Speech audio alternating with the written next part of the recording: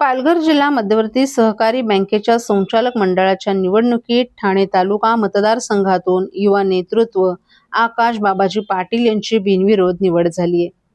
आज छाननीचा दिवस असल्यानं त्यांच्या विरोधात दुसरा अर्ज न आल्यानं त्यांना बिनविरोध विजयी घोषित करण्यात आले. राज्याचे उपमुख्यमंत्री एकनाथ शिंदे, खासदार श्रीकांत शिंदे, कल्याण तालुका प्रमुख गोपाल लांडगे आणि कल्याण ग्रामीणचे आमदार राजेश मोरे यांच्या मार्गदर्शनाखाली आणि सहकार्यानं त्यांनी ही निवडणूक लढवली. त्यांच्या निवडीमुळे सहकार क्षेत्रात नव्या पिढीच्या नेतृत्वाला संधी मिळाल्याची भावना व्यक्त होत असून विविध स्तरातून त्यांच्यावर अभिनंदनाचा वर्षाव होतोय. आकाश पाटील हे उच्च शिक्षित, अभ्यासू आणि दूरदृष्टी असलेले युवा नेतृत्व म्हणून ओळखले जातात.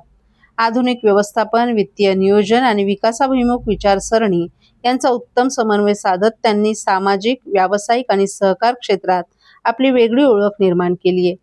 युवकांशी असलेला त्यांचा घनिष्ठ संपर्क, जनसामान्यांच्या प्रश्नांप्रती असलेली संवेदनशीलता आणि विकासासाठीची बांधिलकी यामुळे त्यांना सर्व स्तरातून मोठा पाठिंबा लाभला. आकाश पाटील यांचे आजोबा स्वर्गीय बाळाराम कान्हा पाटील 1986 पासून 2008 पर्यंत बँकेवर संचालक मंडळावर होते. ते 4 वेळा अध्यक्ष होते आणि आकाश पाटील यांचे वडील बाबाजी बाळाराम पाटील हे 2008 ते 2026 पर्यंत संचालक मंडळावर होते.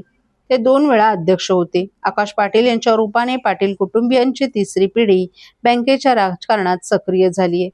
माजी अध्यक्ष बाबाजी बाळाराम पाटील यांच्या मार्गदर्शनाचा वारसा लाभलेल्या आकाश पाटील यांनी आधुनिक तंत्रज्ञानाचा वापर, पारदर्शक कारभार, शेतकऱ्यांनी सभासद केंद्रित धोरणे आणि बँकेच्या सर्वांगीण प्रगतीसाठी ठोस दृष्टिकोन मांडलाय. आपल्या निवडीबद्दल बोलताना आकाश पाटील यांनी ही निवड आपल्या वैयक्तिक यशाची नसून ठाणे तालुक्यातील सभासद, शेतकरी, सहकारी संस्था आणि सर्व कार्यकर्त्यांनी दाखवलेल्या विश्वासाचा विजय असल्याचं सांगितलं. ठाणे जिल्हा मध्यवर्ती सहकारी बँकेला अधिक सक्षम, आधुनिक, पारदर्शक आणि लोकाभिमुख बनवण्यासाठी आपण पूर्ण क्षमतेनं कार्य करू. युवाशक्ती, तंत्रज्ञान आणि सहकार यांचा संगम घडवून बँकेच्या प्रगतीस नवी दिशा देण्याचा आपला प्रयत्न राहील असंही त्यांनी सांगितलं.